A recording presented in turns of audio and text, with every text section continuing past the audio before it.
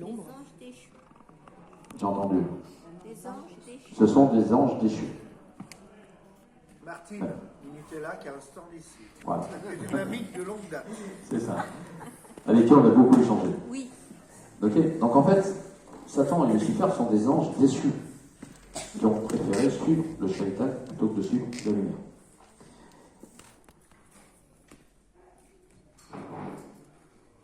Les démons, on ne les tue pas. Les démons, on ne les vaporise pas. Une entité, on ne la vaporise pas. Une entité, on ne la détruit pas. Une entité, on la renvoie dans la lumière.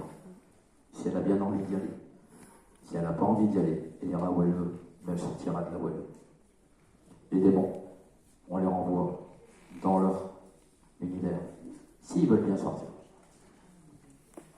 Parce que des fois, il y en a qui ont fait du bodybuilding. Plus que nous. Je te promets, ils sont comme ça. Ils sont costauds. Hein. Et qui te regardent. Ouais, fais des vite.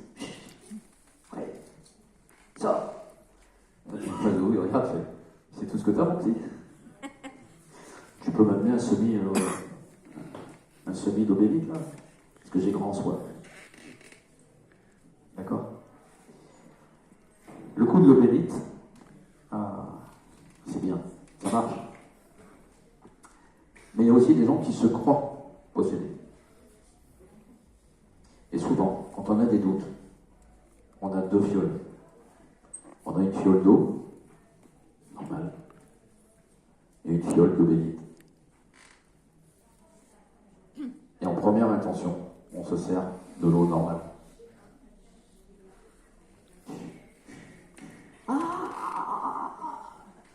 Qu'est-ce qui t'arrive? L'obélite, l'obélite. C'est la cristalline que je t'envoie. L'obélite, elle est là. D'accord? C'est là qu'on arrive à faire les différences des fois entre ce que les gens pensent, s'infligent, et la réalité des choses. Et là, à ce moment-là, qu'est-ce qu'on fait? On les aiguille sur autre chose que sur ce qu'on doit faire nous. Les vrais démons, c'est pas avec ça qu'on les enlève. Les vrais démons, ils partent que s'ils en ont envie.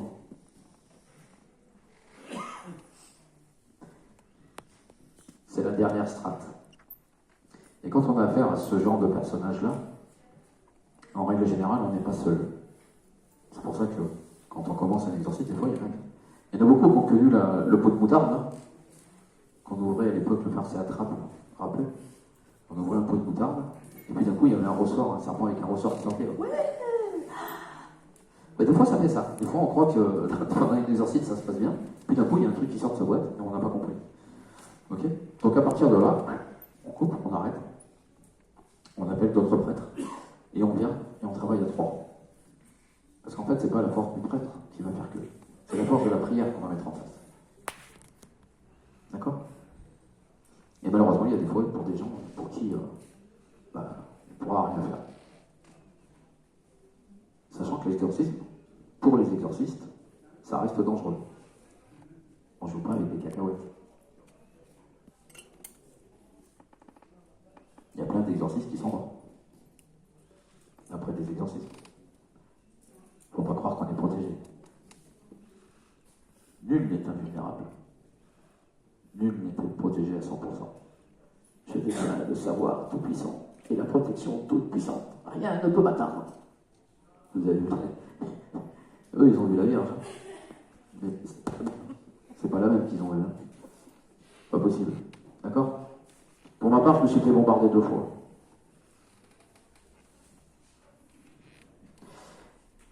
Et si j'ai un film à vous conseiller pour comprendre tout ça, surtout les thérapeutes, c'est d'aller voir le film Le Rite, un film avec Anthony Hopkins. C'est une histoire vraie d'un prêtre qui voulait quitter le sacerdoce à 3 mois de son ordination. Et il est envoyé en Italie par son mentor de l'école, et qui lui dit, écoute, d'accord, tu veux quitter le sacerdoce, mais d'abord tu vas aller faire un tour en Italie. Et quand tu reviens, on en repart. Donc il est parti en Italie. Vous ne savez pas où il allait. Ils se sont retrouvés à l'école du Vatican, l'école d'exorcisme du Vatican. Et il passe du temps avec un vieil exorciste très connu. Voilà. Et après, je vous raconte pas la suite, vous verrez. Mais personne n'est à l'abri. Surtout ceux qui se croient être à l'abri. Donc en fait, il faut être humble. L'humilité. Et bien la dédramatisation de l'exorcisme, c'est ça. Ça veut dire que une fois que je conçois, que je sais comment ça marche, une fois que je sais qu'il ne faut pas que j'aille jouer dans cette cour-là, et qu'est-ce qui peut, hormis les entités, vous amener à être face à des gens comme moi?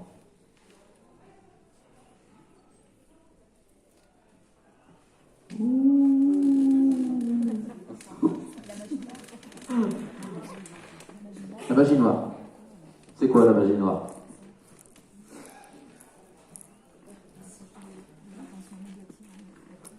Et si je vous dis la magie rouge? Et si je vous dis la magie grise? Ça vous parle? Toutes les couleurs de magie. Même la magie blanche. C'est quoi la magie blanche? Quelle différence entre la magie blanche et la magie noire? C'est bénéfique.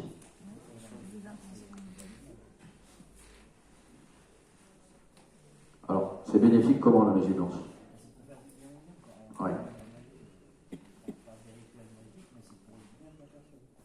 Est-ce qu'elle est au courant ou pas, la personne que vous faites de la magie blanche? C'est l'intention qu'on y met dedans. D'accord. Si la personne est d'accord, ça s'appelle un soin. Si la personne n'est pas d'accord, ça s'appelle de la magie. Que la magie elle soit blanche, noire, rouge, verte, grise, noire, toute couleur que vous voulez, à partir du moment où la personne n'est pas en accord avec ce que vous faites, c'est aller contre son code. Vous intervenez dans son chemin de vie sans son accord. Il n'y a aucune différence entre la magie noire et la magie blanche si la personne pour qui vous le faites n'est pas au courant et n'est pas d'accord. Pensant bien faire, vous faites mal. Est-ce que vous pensez que la magie rose, le retour de l'être aimé, c'est pas de la magie noire? C'est la magie noire. Vous faites revenir quelqu'un qui n'a pas envie d'être avec vous. Ah, c'est ça, c'est pas de la magie noire, je veux bien me mordre des doigts de pied. Hein. Moi, j'y arrive pas maintenant. De toute façon, je l'ai réussi. D'accord? Donc en fait, c'est ça, c'est-à-dire qu'il faut se méfier de tout ça. Tout ce qui est magie, tout ce qui est sort, volontaire ou involontaire. Voilà, involontaire, il est fou. C'est quoi là des sorts involontaires? Comment vous pouvez jeter l'œil à quelqu'un?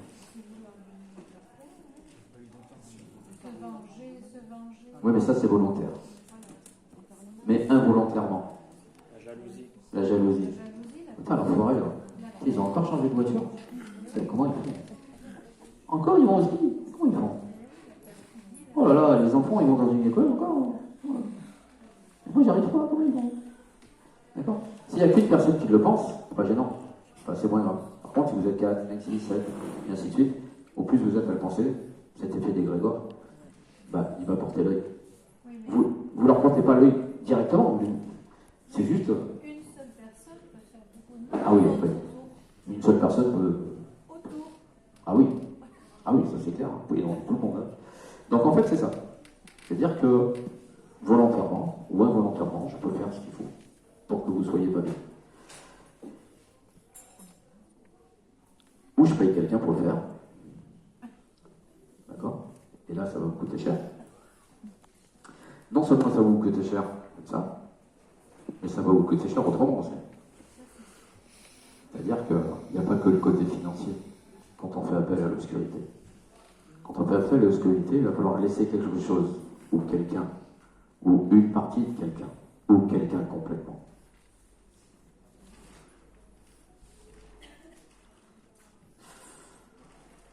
Aïe, aïe, aïe, aïe, aïe, aïe.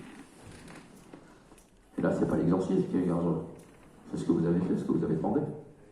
Ah, c'est sûr que Si vous venez voir quelqu'un pour lui demander de gagner au loto, on peut. Ce sera long. Et vous gagnerez. Par contre, si vous demandez à quelqu'un de casser la jambe à Pierre, vous n'êtes pas sorti, on n'a pas fini le rituel, que Pierre il a déjà les 2 jambes cassées. Hein.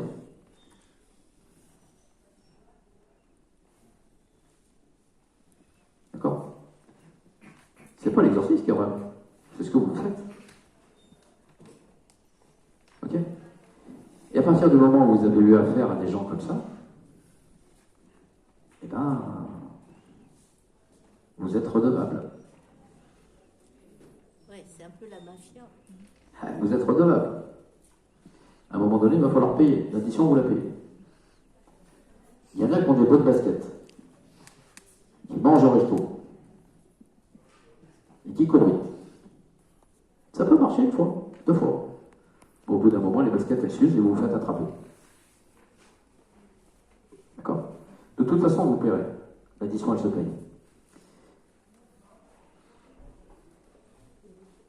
Et c'est tellement facile maintenant. YouTube.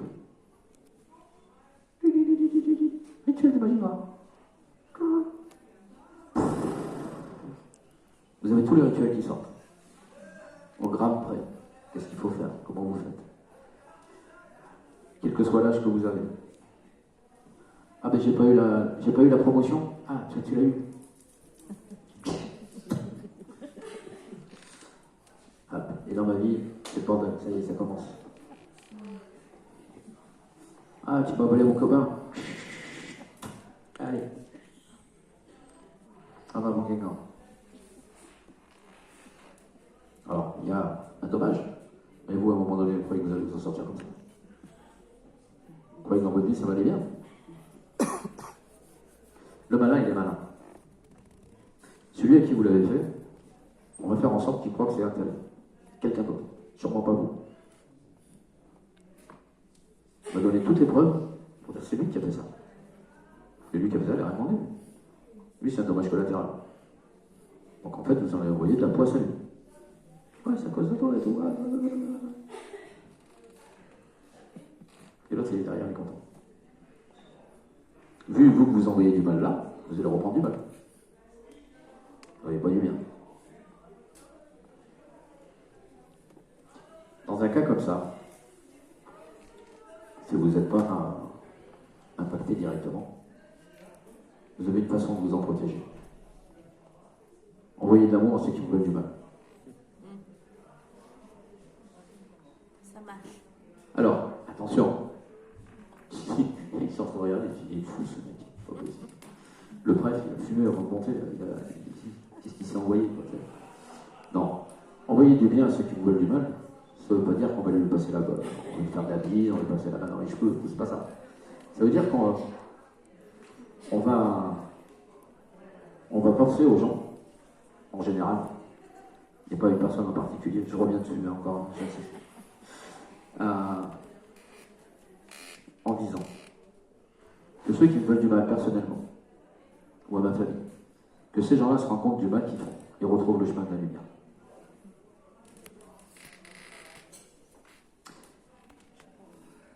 C'est pas moi qui l'ai inventé.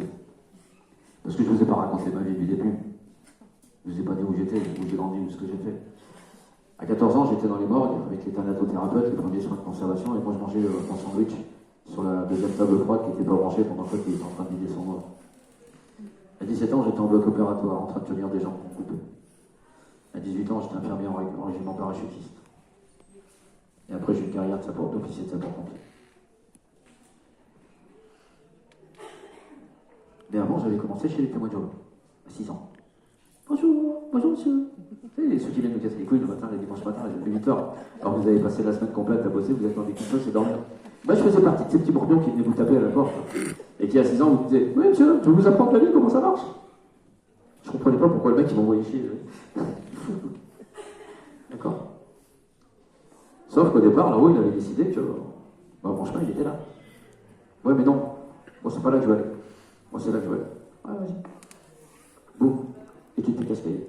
Et tu te fais cascailler. Mais toi, tu te. Je te conseille pas, tu sais. Non, moi, je veux faire ça, je veux faire ça.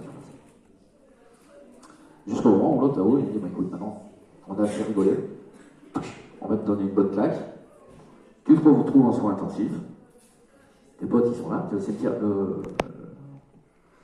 le cercueil il est là, tu as le choix, ou tu vas dans le cercueil, ou tu reprends le chemin, mais tu reprends le bon chemin. C'est bon. À un moment donné, il faut être con. Choisir. Et on accepte de changer.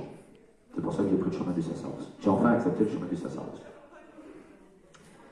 Tout ça pour dire que, dans une première vie, à un moment donné, il y avait quelqu'un à qui j'en voulais vraiment. Mais je lui en voulais vraiment. Hein. Je voulais pas juste rigoler. Donc, et j'ai eu la chance, dans ma carrière, d'aller dans des endroits sympathiques, d'autres moins sympathiques. J'ai fait j'ai eu une action en Haïti. Pas Tahiti, hein. Haïti. On était dans un hôtel où la patronne de l'hôtel, elle aimait bien. J'étais petit, blanc. Elle était grande, moi, elle était comme ça. Bien, mon petit français, j'étais bien. Tu veux mon X5? Je te prête le X5, il arrive juste de l'Amérique, là. Tu veux le X5? Non, je veux pas ton X5, madame. Laisse pas tranquille. Je veux pas ton X5. Mais si, prends le X5. Non, je veux pas le X5.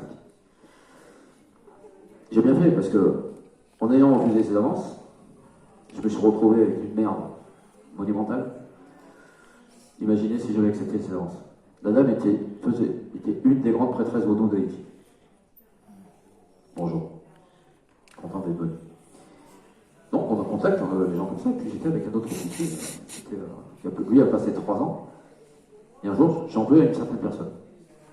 Je l'appelle, j'ai dit, est-ce que tu crois que nos amis communs de l'île du Nord peuvent éventuellement faire quelque chose? Il me dit, mais bien sûr, il n'y a pas de problème. Mais est-ce que tu es prêt à payer le prix? Il dit, comment? Je dis, ouais. Il dit, est-ce que tu es prêt à payer le prix? Il me dit, parce que là, il va falloir que tu laisses partir quelqu'un. Il me dit, mais autrement, tu as une autre solution. Envoie-lui de l'amour. Et j'ai la même réaction de certains à ce moment-là. Je dis, mais t'as pas compris ce que je viens de te demander. Je viens de te dire que je veux qu'il meure. Enfin, je faisais pas semblant à l'époque. Je viens de te dire que je veux qu'il meure. Il me dit, non, j'ai bien compris. Mais je te répète, est-ce que tu veux payer le prix? Autrement, tu as une autre solution. Et il me donne la solution que je vous ai donnée. Il dit, bon, ça va, je ne vais pas payer trop cher, je vais prendre la solution que tu donnes. Effectivement, ça a pris un peu plus de temps, mais ça a été efficace. D'accord? Tout ça pour dire qu'on a toujours le libre choix, on a toujours le libre arbitre de ce qu'on fait, de ce qu'on doit faire. Mais envoyer de l'amour, c'est le premier rempart. Et envoyer de l'amour, c'est juste dire, prends conscience de ce mal que tu fais et retrouve le chemin de la lumière. Sachant que ce que j'envoie se reprend. Mais si je suis focalisé sur une seule personne, un cercle c'est à 360 degrés. Si je suis sur une seule personne, je vais utiliser 1%, 1 degré de 360.